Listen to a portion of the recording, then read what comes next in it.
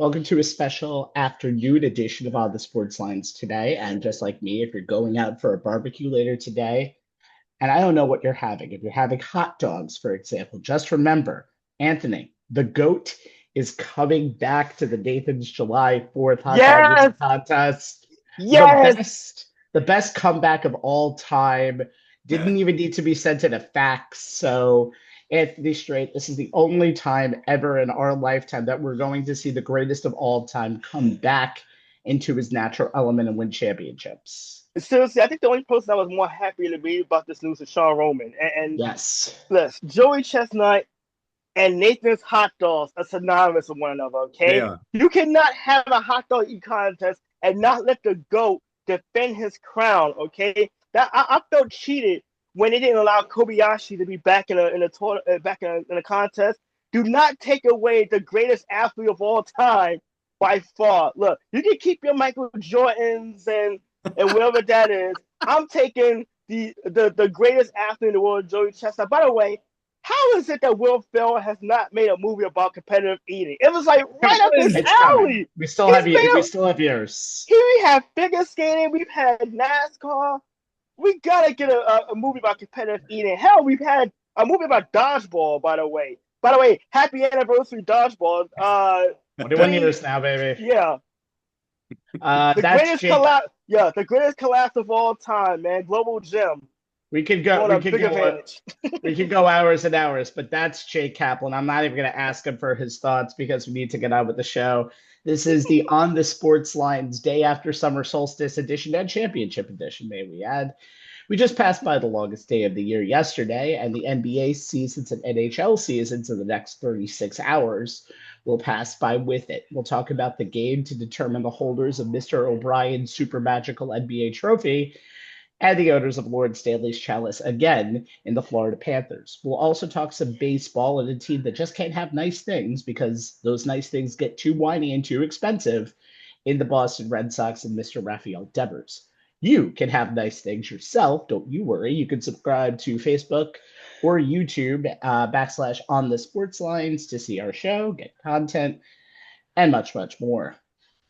16 days ago on this show, we were talking about the Knicks and how they were looking for a new coach in our Knicks postmortem. 16 days later, they are still looking for that new head coach. The Knicks decided to ask for permission from teams of three coaches still under contract. Jason Kidd, Dallas said no. Ime Udoka, Houston said hell no. Chris Finch, one Minnesota transaction in a year, please. They said no as well, calendar year. Not even sure if the Hawks answered for Coach Quinn Snyder or if the Bulls answered for Billy Donovan, and neither of those teams even made the playoffs this year. So now, Anthony, you were a proponent of getting rid of Tom Thibodeau. We are now on day 18 of the coaching search to find Tim's replacement. What's the outlook going forward behind the bench? But for those of you who didn't hear that list, Rabbi, if you don't mind, I'm going over this list again.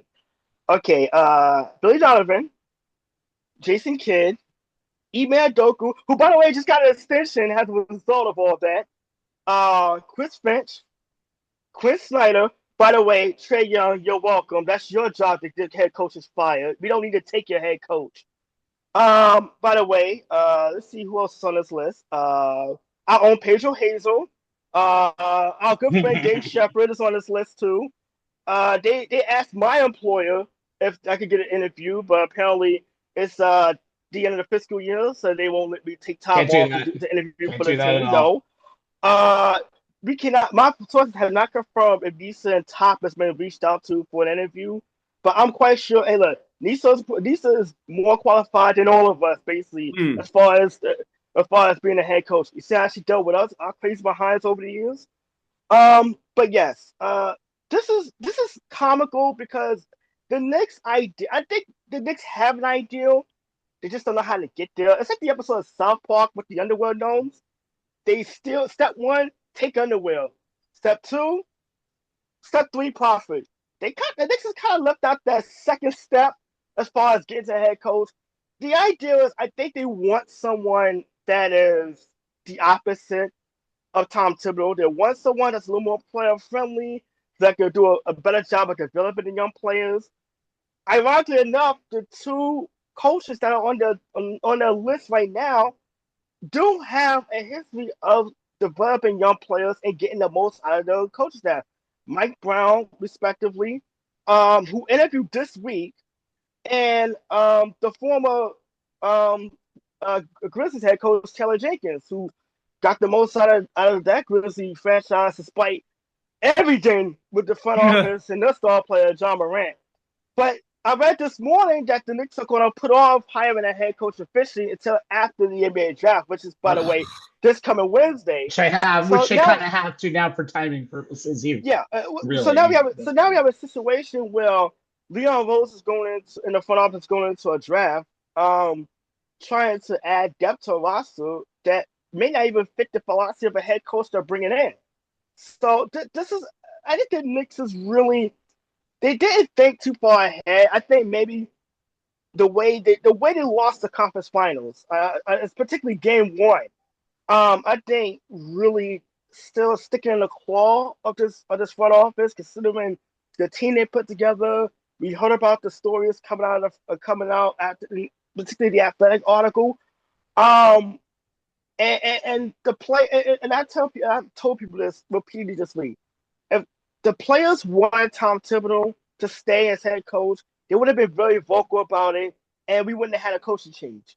So it lets me know that the players, just as much as anything, was ready to move on just by that silence alone and not really speaking up on Thibodeau's behalf. But I think the Knicks right now really should have went into this plan of changing coaches, went a couple of head coaches in mind who were not already the coaching another team. And I think that the Knicks has kind of put themselves in a corner by not thinking things through and through. I think they were going to make the coaching change regardless. I think the conference finals kind of delayed that quite a bit, and the loss and everything that came out of that article by the Athletic and some of the things, the grumblings all season, really kind of solidified they needed to make a change.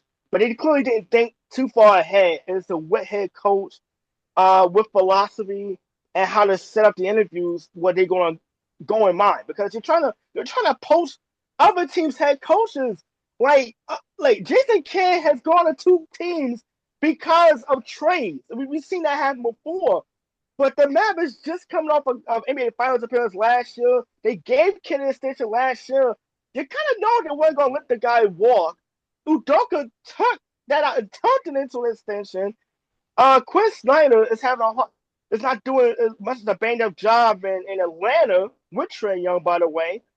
And Chris Finch is just coming off a conference finals appearance themselves. So I don't know where Leon Rose and James Dolan is thinking right now, but I mean, obviously they didn't think far ahead outside of we need to make a coaching change.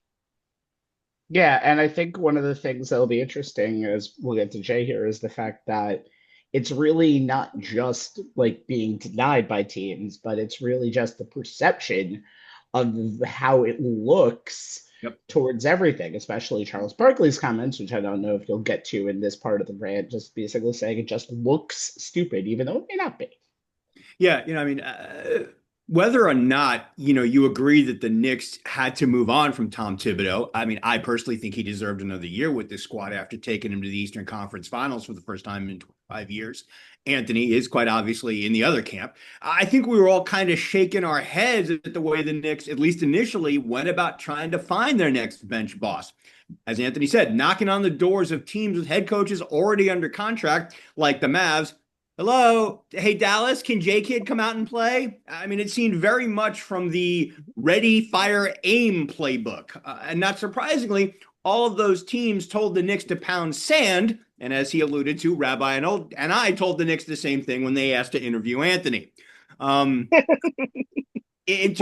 mean, tickets best. His actual company is the one that pays him. So let's be fair. And it needs multiple denials. So, by the way, also another note, my company. Rabbi, don't take logic and ruin the joke. Okay? Nope. Yeah, logic. I don't know which way he went, but still. Okay. Do not ruin my jokes. Okay. Anthony was going to find it funny. leave it alone. In terms of just the doing it. coaching decision candidates that are actually available, as we get back to all things, to seriously here, to potentially come out and play, the one that I find very interesting is Mike Brown, who I felt got done dirty by an impatient owner in Sacramento after taking a team that hadn't finished 500, even 500 in 16 straight seasons. He went 48-34 and then 46-36 in his first two seasons there. Lost in the first round of the playoffs year one and in the play-in year two. Got off to a slow 13-18 start this season and was promptly fired. Now, you'd think a guy who seemed to have revived a moribund franchise, he won his second NBA Coach of the Year award that first season in Sacramento and had gotten mercurial point guard De'Aaron Fox to buy into the changes that he was making, and he put big man Domantas Sabonis in position to take his career to the next level. Both players made the All-Star team and All-NBA third team in Brown's first year, would be given a chance to right a ship that had gotten off to that slow start, low-lighted by leading the NBA at the time with 9 losses in games they were leading in the fourth quarter, including Brown's final game as coach, which was the Kings' 5th straight loss at the time. But that's the Kings under, owner Vivek Randive, an owner that Michael Malone, himself a former Kings coach before winning his title with the Nuggets, said, quote, with regards to Randive, quote, "No class, no balls. That's what I'll say about it." Full transparency, I'm also not a fan of this guy. His propensity for rash knee-jerk reactions has resulted in 8 different head coaches in his 12 years in charge. The fact that Brown was already in his car on his way to the airport for the team's flight to LA to take on the Lakers when he was given the axe over the phone is just the latest example.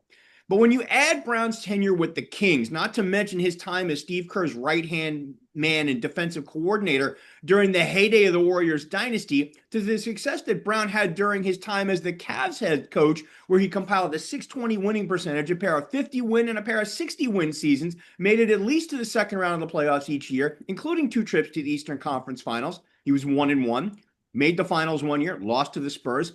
And you can understand why he was one of the finalists for the Knicks job the last time around before losing out to Thibs.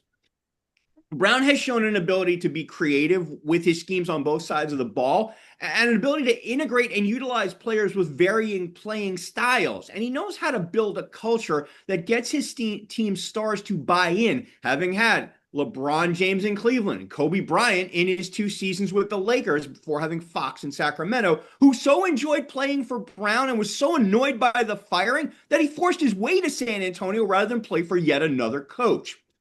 I think Brown's adaptability, willingness to use his entire roster, not overly reliant on his stars, which, we've all seen was a major criticism of Tibbs, and experience with teams that were in the NBA spotlight would serve him well with the Knicks. And honestly, a relationship with Knicks executive VP William Wesley, a.k.a. Worldwide Wes, that goes all the way back to the mid-2000s when Wes was a big part of LeBron's inner circle while Brown was King James's coach in Cleveland, doesn't hurt. Yeah. By the way, Go ahead. But by the way, Worldwide West was a big part of LeBron James' inner circle in the summer of 2010 when the Knicks was trying to court LeBron to the Knicks. Obviously, we know how that turned down, but it shows how much West has had a influence, particularly on players. It's definitely something that should be overlooked in a front office. With the Knicks, when they become a little more attractive because of the recent success the last couple of years. The only caveat to that, Anthony, and in an overall general sense, I agree with you, which is why I noted it. Just remember, Tibbs had a similar type of relationship with Leon Rose going way back, and at the end of the day, that didn't save him. How much of that was James Dolan and how much of that was Leon Rose, I don't think we'll ever find out, since neither one of them has said word one about why Tibbs was let go, other than the usual, PR cliche nonsense. But, it may get him in the door. If he's not successful, I don't know if it'll keep him. I love PR cliche nonsense. I know you do. Okay, so the one thing I like about Mike Brown is exactly what you just said in terms of scheme, philosophy, and being able to handle. But I will back down this before I go into my quick little anecdote before we move on.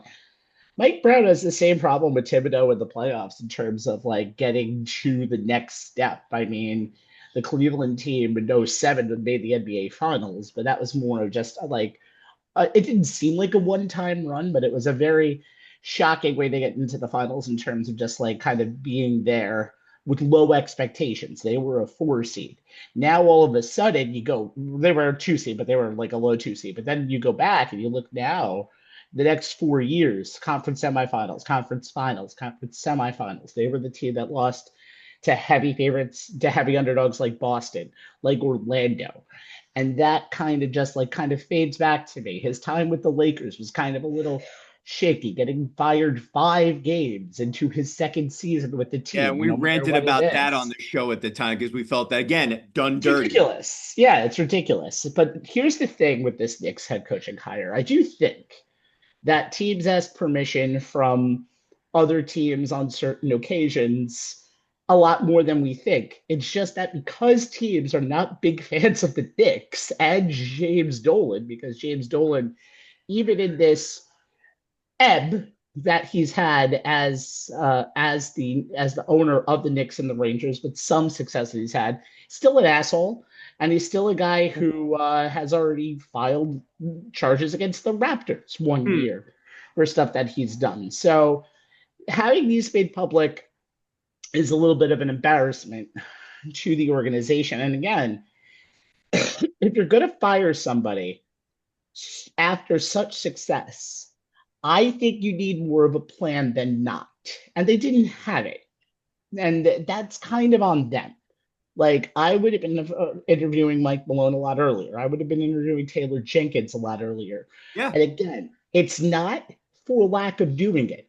There is one head coaching vacancy right now in the NBA. It's them. The Suns got their head coaching man a couple of weeks ago. So everybody that we've mentioned, Johnny Bryant, Mike Malone, Mike Brown, Taylor Jenkins, they're all still on the board. And as we said, they're not going to probably hire a new man until July. They have the right to take this process to the next level, as diligent as possible. However, free agency is coming up. We're going to talk about that next week. Too, with the Knicks, and everything is about optics, especially in this day and age. And right now, the optics Especially do in not this look city, John. good. Yeah, I mean, yes, the city. And then just again, in just the media in general in 2025, as much as we hate the hot take world or not, that's how it looks. And we're going to have to see going forward what it's going to mean for the Knicks and what is going to be a very interesting Eastern Conference in 2025, 26. But just note this: the Knicks went to 6 games, could have easily had game one against a team that we're going to talk about right now that is playing for an NBA championship tomorrow night. Speaking of, onto the NBA Finals, where the Indiana Pacers and Oklahoma City Thunder are still going, all the way to a game 7. A Pacers domination, 108-91, where the fourth quarter was extended garbage time, all fourth quarter, after the Pacers led by 30 going into the third. And that's led us to the two best words in all of sports. Game 7. This is the 20th game 7 in NBA Finals history. Home team is 15-4. But the last time it happened 9 years ago, the road team won. Cleveland, that stat was for you, and you only. But let's analyze the ultimate game, game 104 of the 2024-25 season for both the Pacers and the Thunder. Anthony, we're going to start with the Pacers. By the way, shocking stat that I've heard probably all year. Rick Carlisle is the oldest coach ever in NBA Finals history, shockingly, at just 65. Yeah, it's a stunning fact that I heard on the broadcast and looked up. I could have sworn Popovich owned that one, but I guess not. He was, I think, 2 years younger in 2014. Okay. But how do the Pacers tomorrow pull off what would be, I think, one of the biggest upsets in NBA Finals history? Yep. Wow. I mean, they have to continue with whatever they did in Game 6. Do a Bugs Bunny and put that all in a water bottle and take it on the road to Oklahoma City with you. I mean, that was we kind of forgot that they got out to a slow start and it was down 10-2 when the first few minutes of that first quarter of Game 6. But they turned it on. Sharp from that period on. strong performance, defense, ball movement, everything that has defined the Indiana Pacers in this postseason. We saw it all in Game 6 in full effect. First off, we should have known that the Pacers were going to win this game. The moment Drake decided to bet on the Thunder to win this game, Oh yeah, I gave yeah. you that stat. I'm like, I think they have a chance, and they had more than a chance. It's not But even the close. Yeah. Well, the biggest question going into Game 6 was the status of Tyrese Halliburton. It wasn't a question of if he would play. We knew he was going to play, but how effective he was going to be with that calf injury. He was actually pretty well. He did pretty well. 14 points, 5 assists. His usual playmaking self. Had no issues with the calf. No limp whatsoever.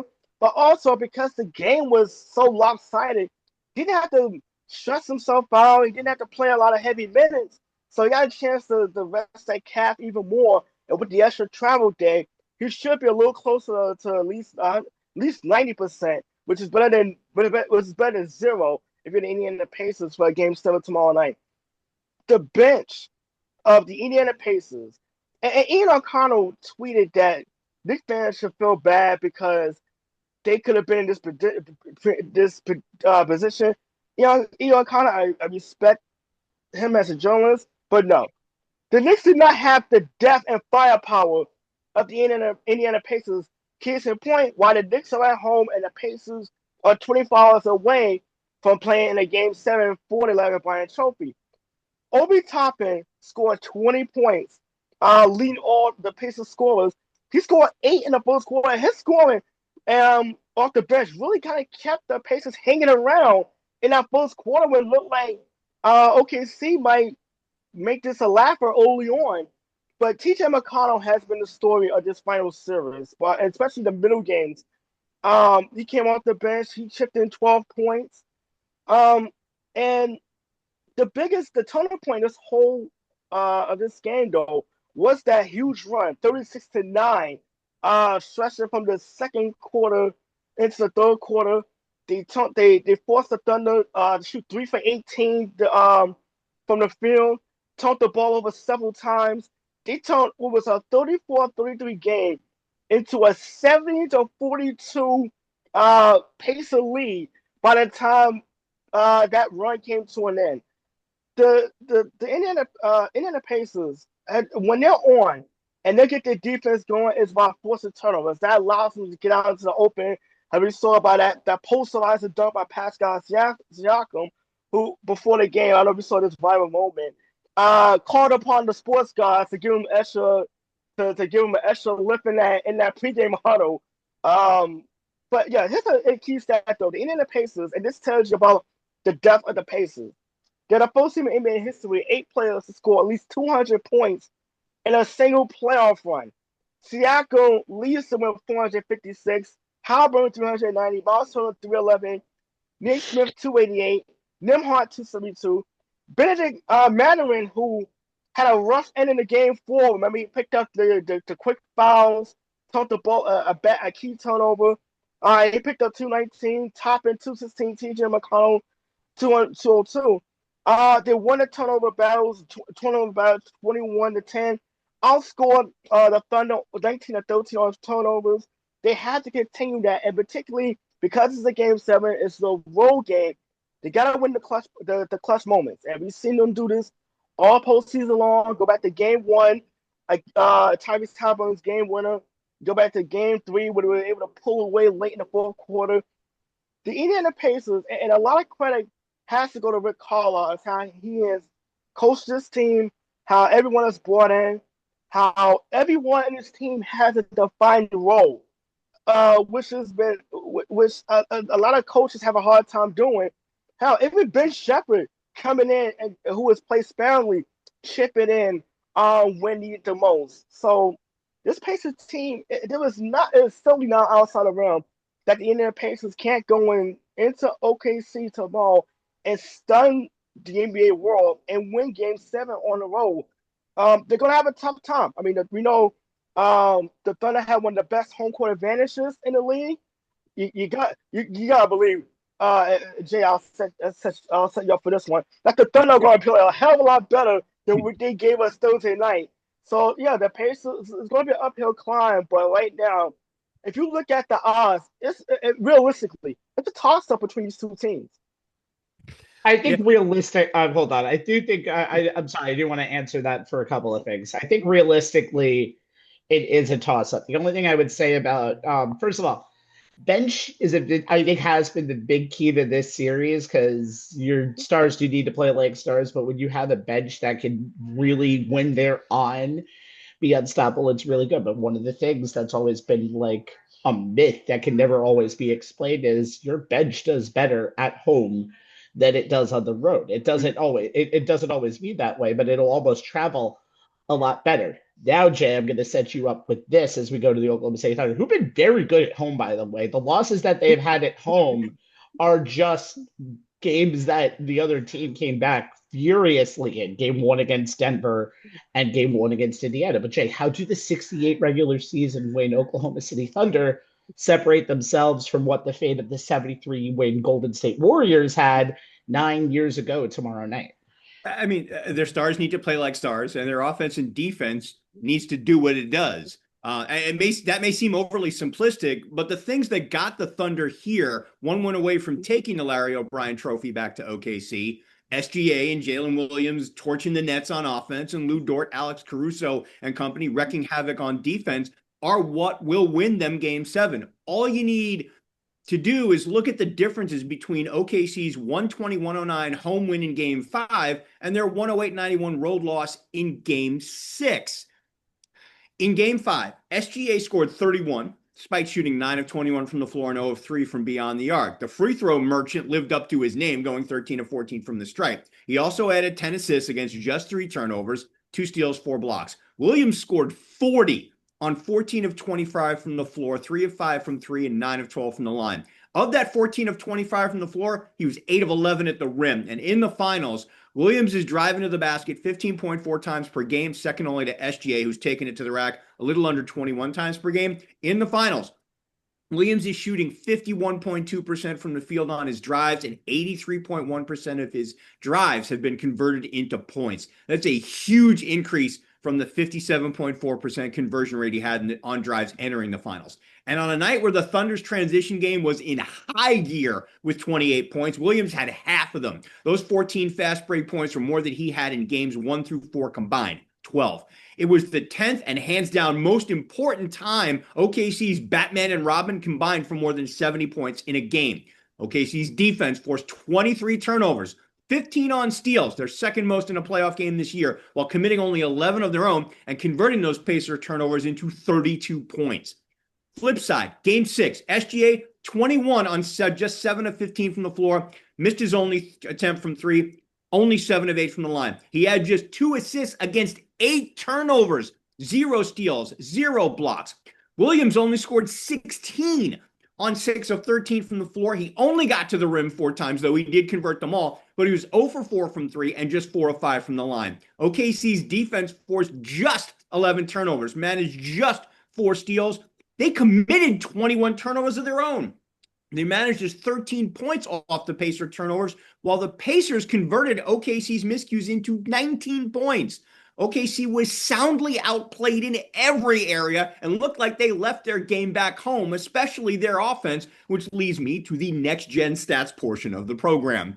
Through the first 5 games, the Thunder had scored less than 1 point per 100 possessions in just 2 of the 20 quarters they played. But in Game 6, they were held under 1 point per 100 possessions in each of the first 3 quarters, which is why they threw in the towel and benched their starters for the entire fourth quarter.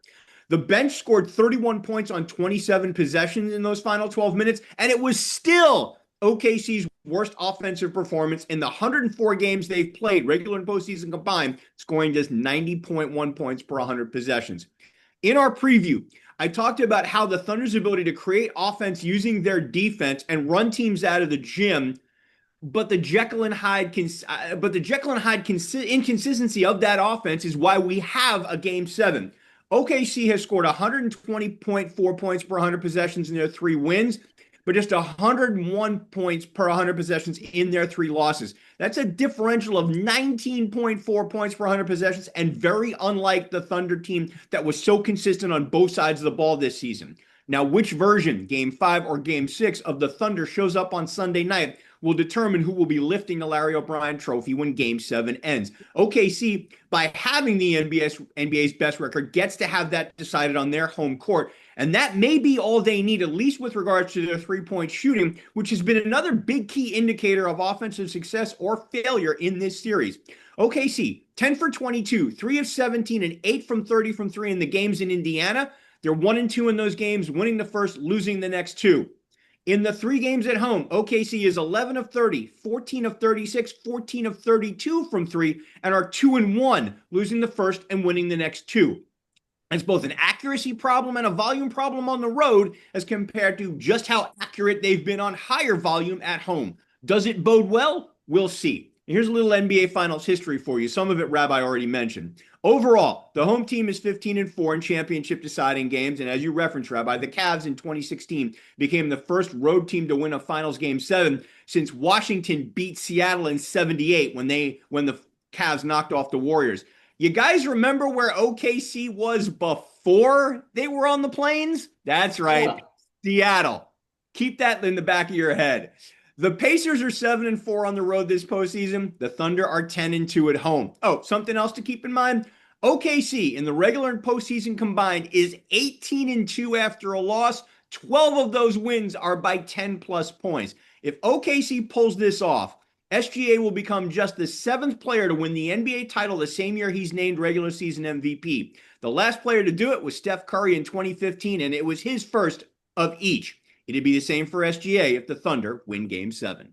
I believe the last player before that was Shaq in 2000, by the way. So it's been a long time. One thing that, I think the SGA experience really comes in Game 4 for me. And that's the type of performance that you could expect tomorrow night, in my opinion, because if you saw Game performance 7, they're going to need. It is, but here's the thing, though, that I'm trying to say with that. I think in Game 7s, you're not putting up a 40-point game or it's a blowout. I think teams are going to be tight. Possessions are going to be crucial. You have to think about it pretty much from the first quarter on. If a team is up by 15 going into the fourth quarter, I'm going to say this, and if I'm wrong, good on me. That's not going to happen in a Game 7 if a team is up by 15 in terms of blowing it. But the one thing I was going to say about SGA is this. In the first half of that Game 4, he had 12 points. He had one of his worst first halves of the season. He didn't go to the line in that game until the fourth quarter of that game. The free throw merchant didn't get a call until the fourth quarter, and he still ended up scoring almost all of the final points in that game. And that's why SGA has really become one of the best players in the NBA this season. That's why he deserved his first MVP. We'll see if he can get his first title tomorrow. So there are some X factors going into this game, and Anthony mentioned TJ McConnell, but what he's been doing is historic. Here is the list of bench players in NBA Finals history who have had 60 points plus 25 plus assists and 15 plus rebounds in a series. TJ McConnell, list over. That's exactly how it is. And he has been Anthony mentioned it before. The runs that he's had in the games has been insane. He helped lighten the load on Halliburton in that game on Thursday night. It was a defensive pest. He almost gave himself a triple. The team with 14 steals off the bench. Yeah. He is a guy who has just been out there everywhere. He gets the crowd riled up. He still only plays 19 minutes per game. He shot 60% from 3. He is economic with his shot selection. And if he gets in at any point, when he gets in, that's when you have to hold on. There's a lot of points when you get in the bench points. You can easily outscore the bench because a lot of the benches right now in the NBA are not fully developed the way they should be. Nope. When you play that bench, you have to hold on for your life and hope to God you have the talent to match it. You have to play SGA more. You have to play Jalen Williams more. And that's the thing. And that's the thing that the Indiana Pacers do that almost no team in the league can match up with the Thunder, which kind of takes away an 18-win disparity that these teams had in the regular season. Remember, the Pacers only went 50-32. Yeah, So go ahead, finish. yeah, No, go no, ahead, go finish, ahead finish. on that. Go ahead on what No, you're going to say, and I will well, talk about the Thunder's. yeah, Talk about the well, Thunder. yeah. I was going to add to that. Like, if you're the Thunder, you put all taking on the pace of starters, then allowing Rick Carlisle to go deep into his bench at any point, because it seems like the Thunder's biggest advantage has been against the pace of starters. When you've seen how the games have started out, and when the Pacers bench come into play, when you see McConnell and Toppin coming in midway through the first quarter, it seems when the momentum has shifted, particularly in Game 6, when the Pacers bench and the tempo just seemed to speed up a little bit, and that's how the Pacers been able to kind of wear teams down throughout the postseason. But in this case, they just add an extra spark that you don't really see in the starters in the first 5 6 minutes of each contest. So if you're the Thunder, you probably have to land a couple of haymakers early and often, just to put yourself in position to withstand the barrage that the Pacers bench is going to bring to the table. You really have to hope a game 7 is going to be like a rock fight.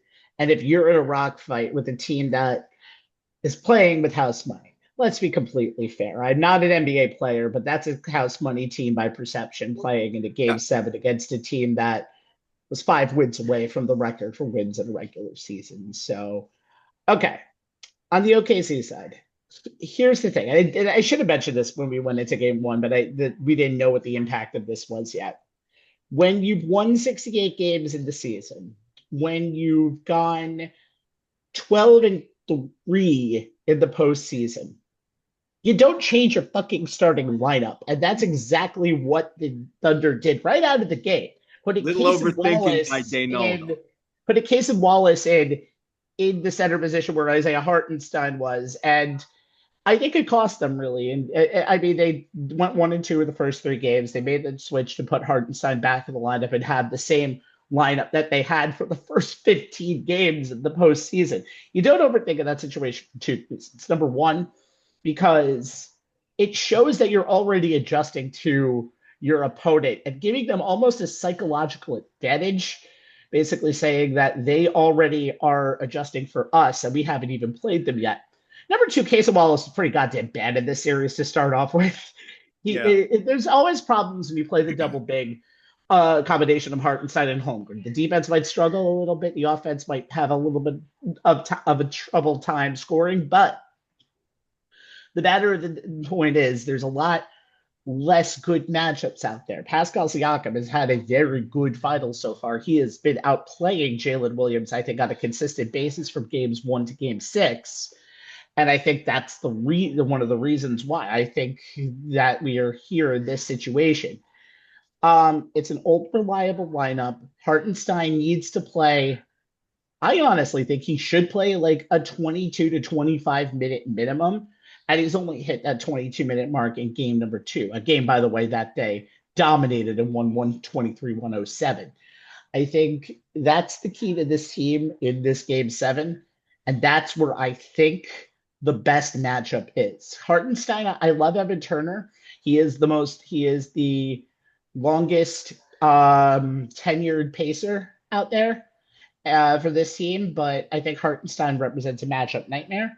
And if that happens tomorrow, if Hartenstein can get his game going, I think that'll get Chet going, and by that, it'll get the rest of the team going. And I think the Thunder can win this game 7 easily. By the way, there's still like 310 favorites, which is a pretty high number for a game 7, a 1-game winner take all game tomorrow night. But it's very fun to see a game 7 coming in the NBA. Like I said, we'd only had 20 of these in NBA history.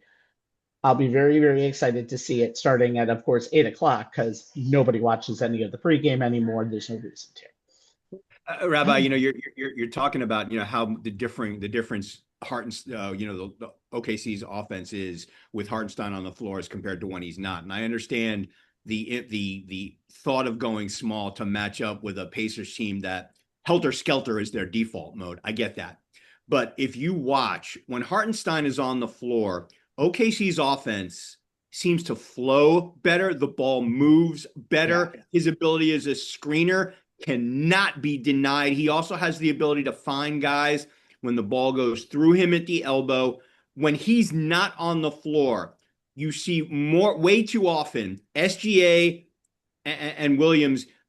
It becomes hero ball, ISO ball. There's less player movement, less ball movement, and that plays into the type of pressure defense Indiana wants to play. So I think how they do with his minute during his time on the floor is going to be an underrated but not undervalued key to their success or failure tomorrow night. We're going to see. It's going to be a game 7 for the ages. We thought we would have a game 7 on the ice, but as we go to the ice, the Florida Panthers, who didn't have or apparently need home ice advantage in any round of these Stanley Cup playoffs, took care once again of the Oilers. They only needed 6 games to do it this time after a 5-1 win in game 6 in Florida, which followed a just as impressive game 5 win in Edmonton by the score of 5-2.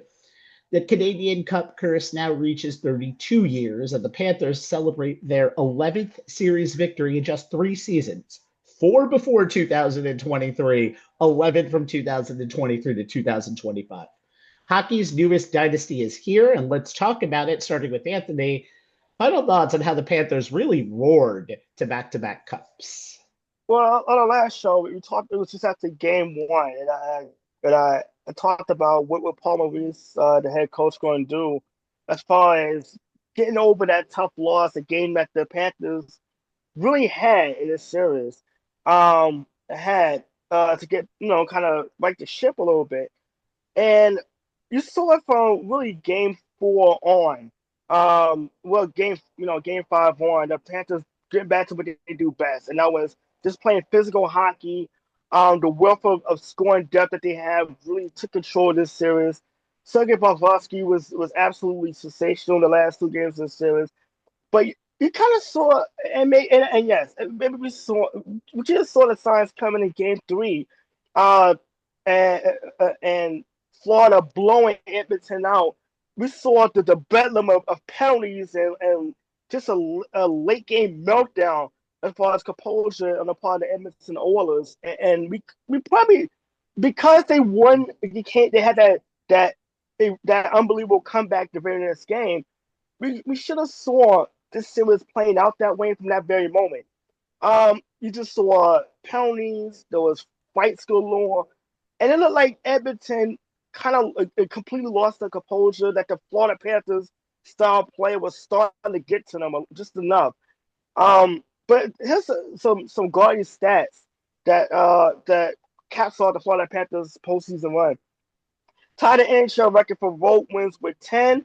Obviously 2 victories on the road in Edmonton, games 2 and 5 respectively. Sam Bennett, the Conn Smythe Trophy winner, led the NHL in postseason goals with 15. The Florida Panthers had 6 players with at least 20 points during this run. Brad Marchand, I don't think you can say enough about the acquisition of Brad Marchand midway through the season, and obviously a couple of game winners in the playoffs, and in this series alone, he basically became a bane in the Edmonton Oilers' existence. And whenever the Panthers got going, Brad Marchand was pretty much in the middle of everything, including the game winner in overtime in game 2 of that series to even things up. I talked about the high danger goals, how Florida needed to get back to that and get back to what got them to the dance in the first place. 52 high danger goals in the playoffs. The highest shoot percentage in those circumstances, 30.1%. For the Panthers, high danger goals scored by defensemen. Nate Smith, Iqbal, Seth Jones, who was another trade acquisition during the season. By the way, I didn't notice it this week. Popeye Jones' son, former NBA player, Nico Mikolo, is another one. Sergei Bobrovsky, like I mentioned, was unbelievable in the last games of series. But he had the best goal differential among goalies this season. So he had plenty of help up front, defensively, and scoring. Plus 39 to lead all goal differentials as far as the playoffs are concerned. When you look at, and by the way, this is the Guardian stat.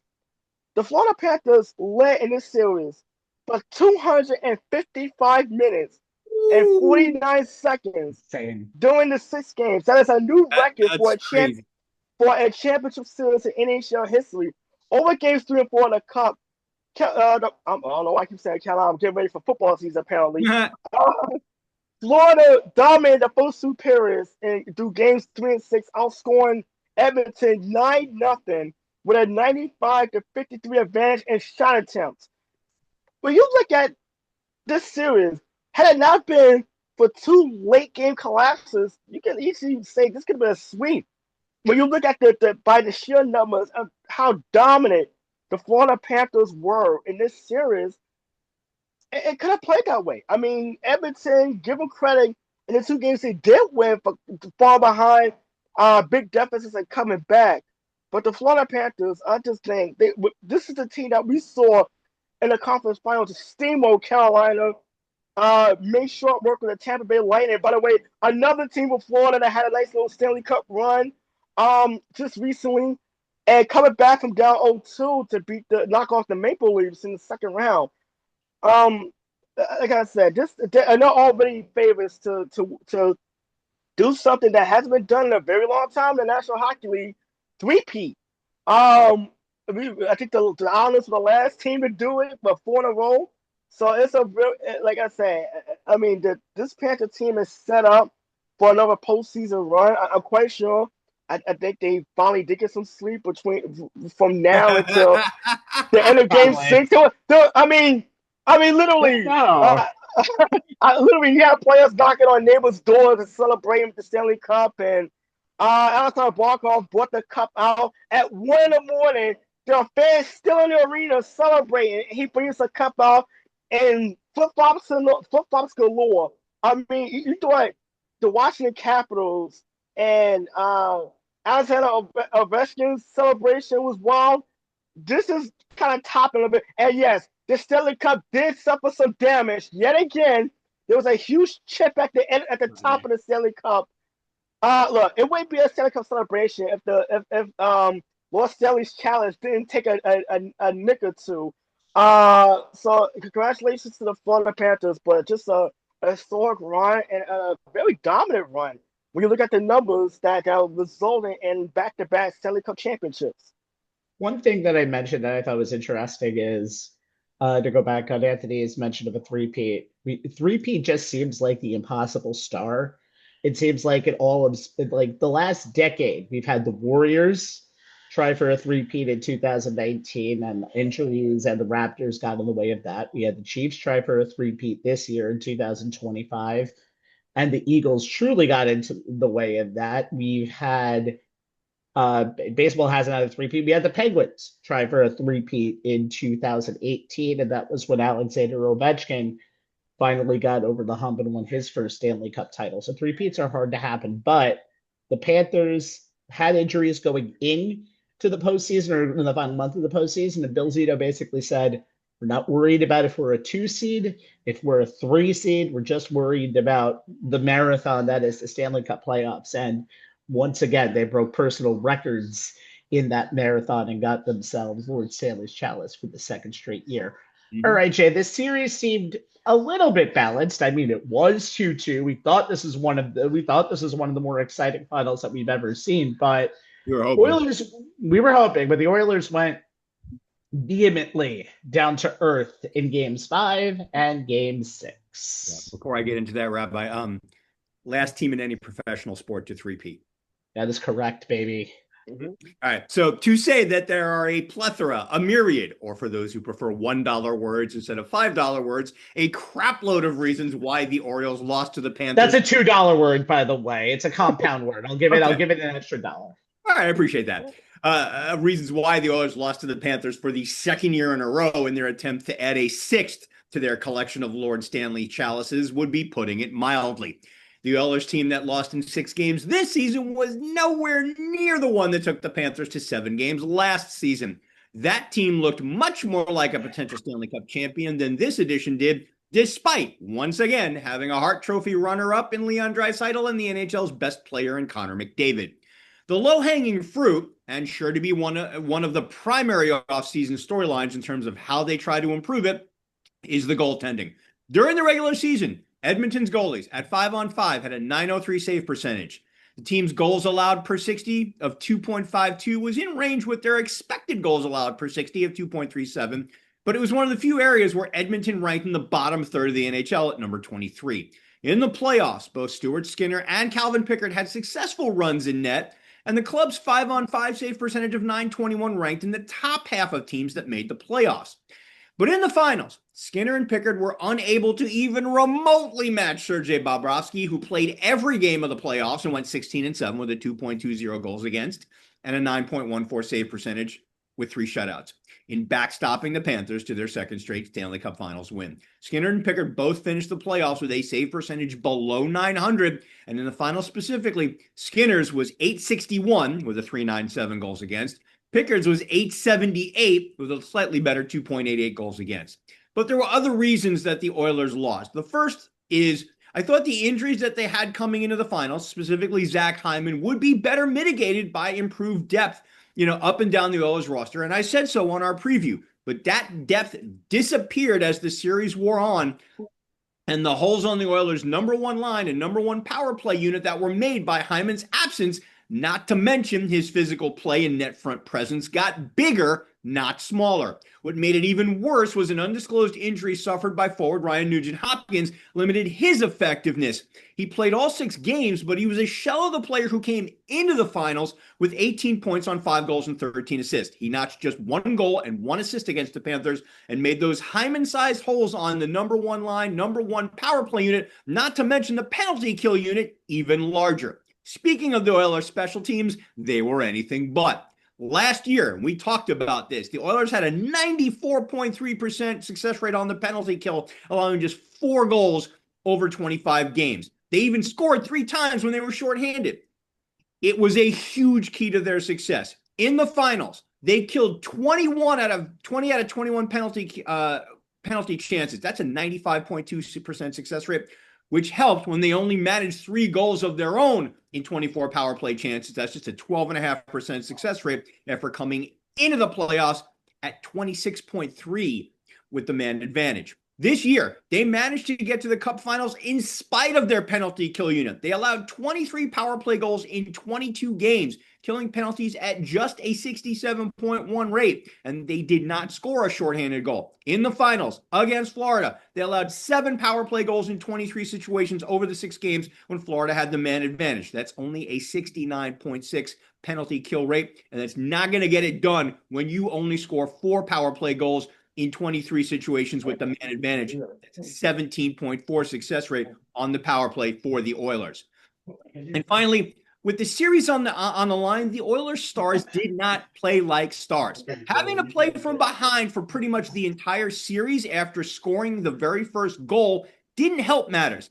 They were down 3-1 in Game 1 before winning 4-3 in overtime. They fell behind 4-3 in Game 2, tied it with 18 seconds left in regulation before losing 5-4 in double overtime. They trailed 2-0 in Game 3, 3-0 in Game 4, 3-0 in Game 5, and 5-0 in Game 6. Against a goalie like Bobrovsky and one of the best defensive teams in the NHL, that is an uphill climb on par with the one the gods made Sisyphus do, Google it, kids, and one that not even 2 of the NHL's best players could manage. McDavid finished the Cup final with 7 points, 1 goal and 6 assists, but managed just 2 points, 1 goal, 1 assist in the final 4 games. Just like in Game 7 last season, he was held without a point in the game that ended the series. Draisaitl led Edmonton with 8 points on 4 goals and 4 assists in the Cup final, but was also held without a point in Game 6. Both players finished the series at -7. Maybe next year. Sisyphus, by the way, if you're going to look up Sisyphus. And thank you. That boulder immediately goes down the hill every single time it rolls up. The one thing I'm very curious about is Connor McDavid is a free agent after next season. The goalie market is not great in 2025. Barren. It's barren, so they're going to have to find ways to trades because this is all or nothing, I think, for the Edmonton Oilers in 25-26. If they do not get over the hump or show that they're going to get over the hump, I know McDavid wants to be like again, money talks, and the money will be huge for him. But this could be a very interesting off season for next season going in for McDavid if anything happens. And of Yeah. course, since this is the world of the internet, if the Oilers struggle, get ready for the trade talks because that's how we roll, unfortunately. Mhm. Speaking of free agents that are to be, I would like to thank the Calgary Flames for this segment. Why, you ask? Well, Matthew Tkachuk in 2022, who could have easily been Stanley Cup Finals MVP, was traded from the Flames to the Panthers. And in 2021, a young man by the name of Sam Bennett, who at that point was the Flames' highest draft pick at the time, was traded also to the Panthers. And Bennett is the Conn Smythe Trophy winner. Of course, Connor McDavid won it last year for the losing team. But this year, the 29-year-old Bennett finished pretty damn good. It was a pretty obvious choice for it. I know Brad Marchand, who was also, by the way, a free agent going forward, enough that Florida gave him a traditional throwing at rats at Brad Marchand because that's what they did when they entered Boston. Why change anything now? But Marchand made a really good run in the finals, but Bennett was the best player of the postseason for the Panthers. 22 points for him, 15 goals, 7 assists in 23 games. Last year, he was 14 points in 19 playoff games. He had a career high points this year in 51 in 76 playoff games, but this was the best he looked in this whole entire playoffs. He was the best on the ice this year. Never scored more than 28 goals in a single season and got halfway to that number in the postseason in just 23 games. When Bennett was on the floor in the Stanley Cup Finals, the Panthers was on the ice in the Stanley Cup Finals. The Panthers outscored the Oilers 17 to in the playoffs. I'm sorry. Panthers outscored opponents 17 to 11 and owed a 59.5% expected goal share with Bennett on the ice. That's good, I've been told. This has just been a very good season for Bennett, and Anthony told you the numbers before, 20 plus points for many players on this team. There are trade killers on that team when it comes to scoring. There are teams that you cannot rest when you have the Panthers in any situation. That's why they scored the first goal from game 2 to game 6. And if you don't have the backstop there that can be consistent for you, that's going to be trouble.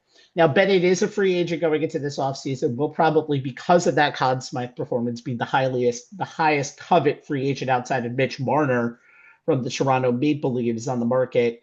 He did, during this whole 4 to 5 day bender at a club, basically at the Victory Parade, basically pulled a Jordan Belfort of Wall Street and said, "I'm not effing leaving the Panthers."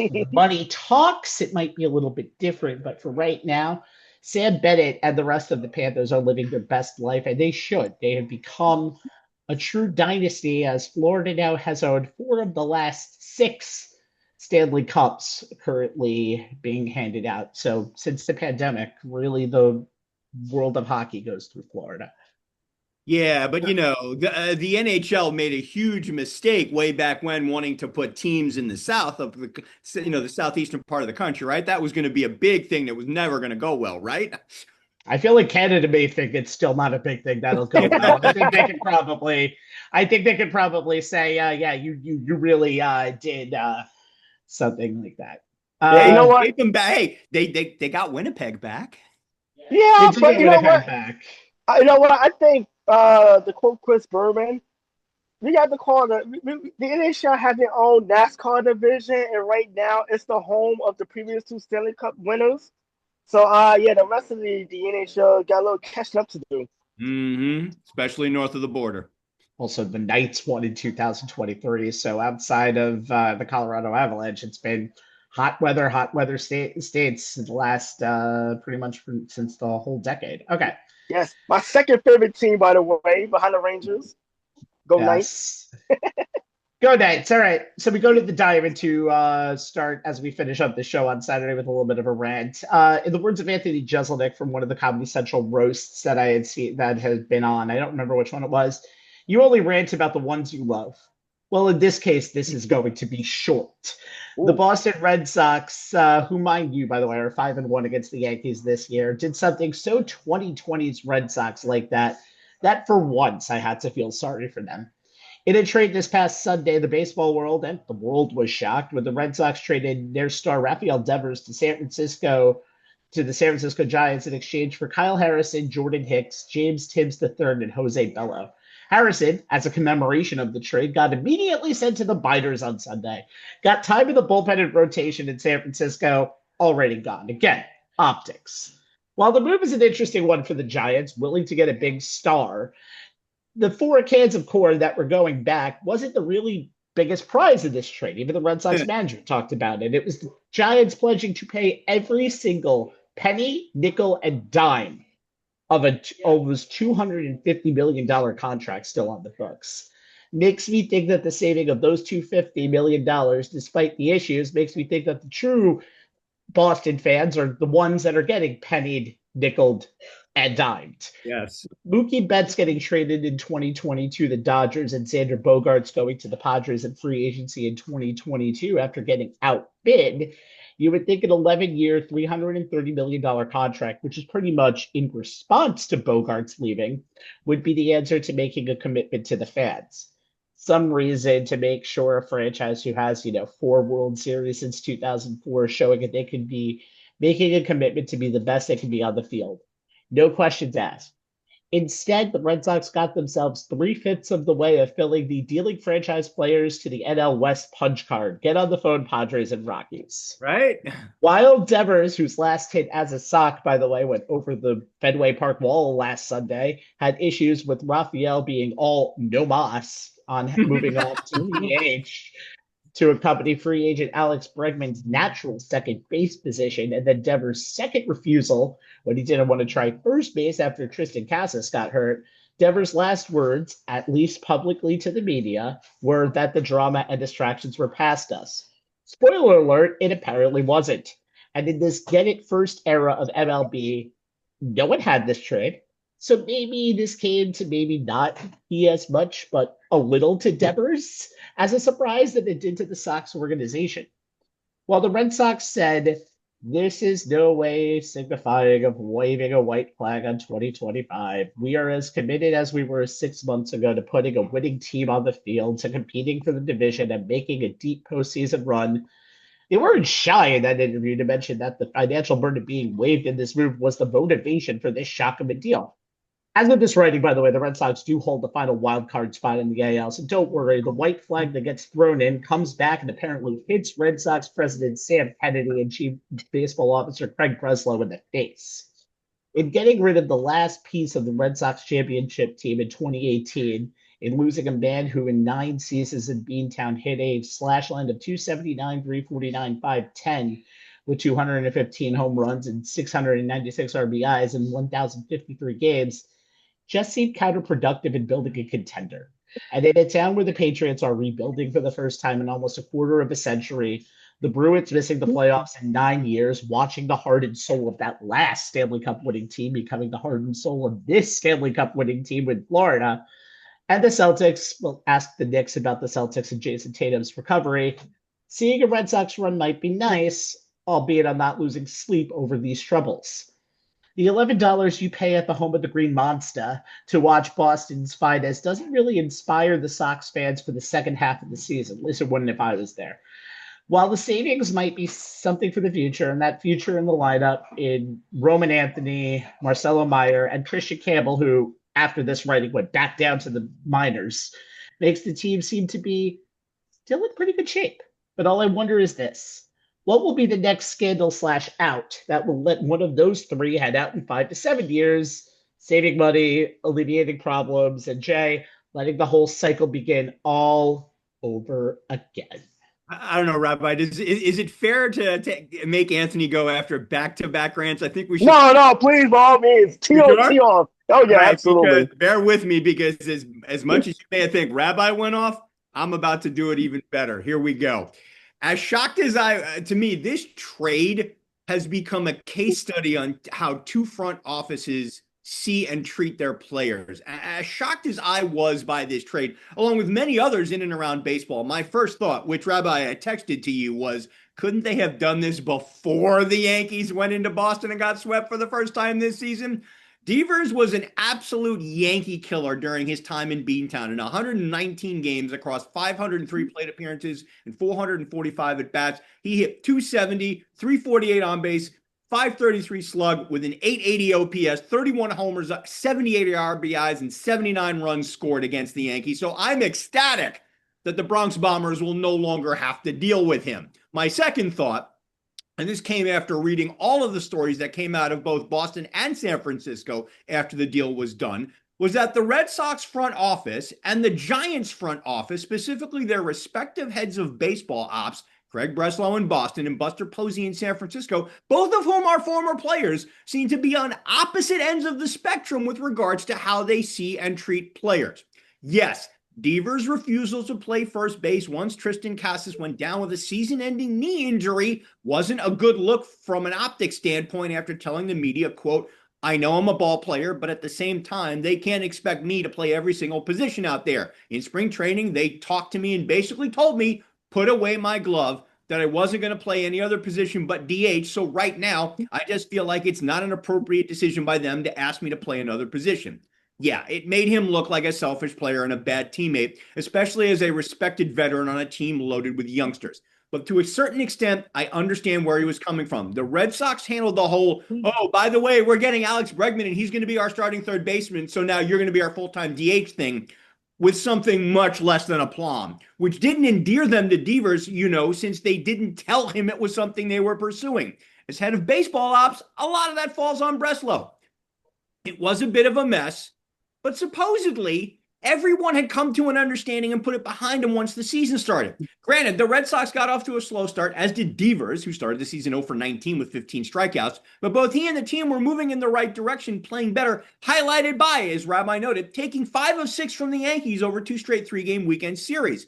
From May 1 until he was traded, Devers was in a stretch where he put up a 309, 439, 559 slash line. That's a 998 OPS with 10 homers, 39 RBI, and 25 runs scored as the team finally got above 500, which means the trade had zero to do with on-field performance and everything to do with how the organization viewed Devers, as Rabbi noted, the last remaining member of their 2018 World Series championship team who signed a 10-year, $313.5 million extension with them in January of 2023 off the field. It had become apparent that Devers being vocal about things he did not like, especially with regard to his own situation, despite the team asking him to become more of a leader, was not sitting well with the organization, especially Breslow. But since Devers, despite being upset with how Breslow and the organization treated him, never asked to be traded, the bad optics now shift to Breslow because this trade won't make the Red Sox better this season. And Devers was popular in the clubhouse, according to sources, despite how Breslow passively aggressively painted him. This wasn't even a salary dump. This was straight up done to get rid of a player that the head of baseball ops had a personality issue with.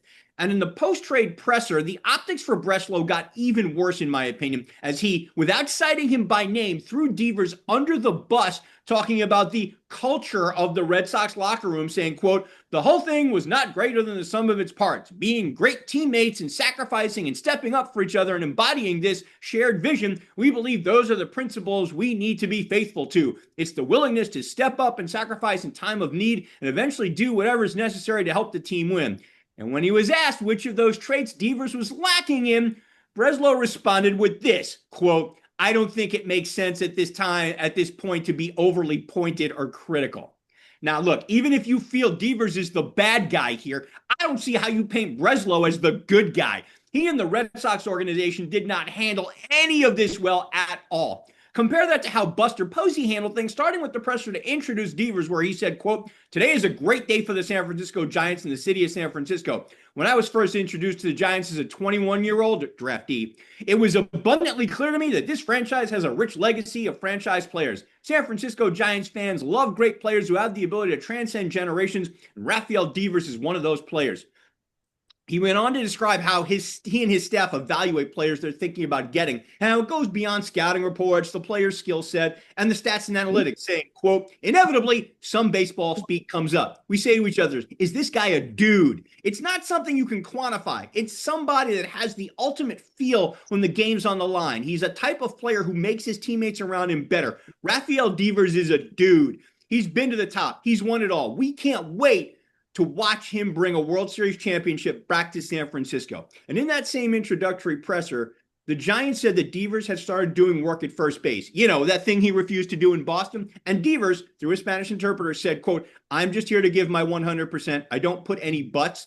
They are the men in charge. I am here to play wherever they want me to play. One of the big reasons Posey got Devers was to fill the hole in the lineup due to the injury to third baseman Matt Chapman. But when Devers was asked if there was any chance he'd be playing the position he manned for 8 years in Beantown, he said, quote, no, that never came up. I mean, we have one of the best third basemen in the league, and we know when he comes back, that's his position. Interesting how a change of scenery seemed to change Devers' stance on not wearing a glove this season. But I think it's more than just a change of address, considering that when asked why he was willing to play first base for the Giants but not the Red Sox, Devers said, quote, I would say I put in some good numbers up in Boston, and I think that I do feel that I earned some respect. If they would have asked me at the beginning of spring training, yes, I would have played. Breslow's considered by some to be a little cold, distant, standoffish even. Posey comes off as the complete opposite, warm, engaging, enthusiastic. Two former players now in key front office positions. One made Rafael Devers feel disrespected, valued less than his production, contract, and standing with the team had earned him, in his opinion. The other welcomed him with open arms, was straight up about what the team wanted from him. Craig Breslow and the Red Sox talked about culture in the wake of this trade. They could learn a thing or two from Buster Posey and the Giants. I think the rant. Yes, hearing this the rant, but the one thing I will say, and that I don't know each side of them, but Posey, well, I mean, it's been only really a 2-year difference. Like they actually got hired on the same time. Like Posey was hired by the front office in 2022, but it is his first year in the position. But you can tell, Anthony, what type of really player operations heads that they're going to be for this team, Anthony. And again, still a lot to talk about with this trade, even a week after, just with the fallout of it. Yeah, by the way, I never want to say in a way of openly bashing the team from Boston, so I'm so happy to go last in this segment. But yeah, Jay, you mentioned Buster Posey, and obviously he's kind of the new top executive there. This is a big win for him. Yeah. I mean, without question. Here's a trivia question. Can you name the last San Francisco Giant player to hit 30 home runs in a season? Barry Bonds. Yeah, 21 years ago, which says a hell of a lot about the lack of a middle cleanup hitter that the Giants had, and yet they've still been contending and still been doing well, winning World Series championships. We saw that in the 2010s. But what they're getting in Devers is they're finally getting a guy that can kind of show up the middle of that lineup. At the time of the trade, his slash line was 272, 401, and 504. And you mentioned against the Yankees, he hit his 15th home run of the season. And he's going to a team where the corner positions are already kind of occupied. Matt Chapman is already covering third base, and the San Francisco Giants first baseman have one of the worst OPS percentages in the league. They're 26 in that category. Dominic Smith has been getting most of the playing time there. So it wouldn't be surprising if Devers stays as a DH, and you see a familiar name for Mets circles, Juan Flores, kind of man first base, as he does have experience playing there. There's a couple of issues.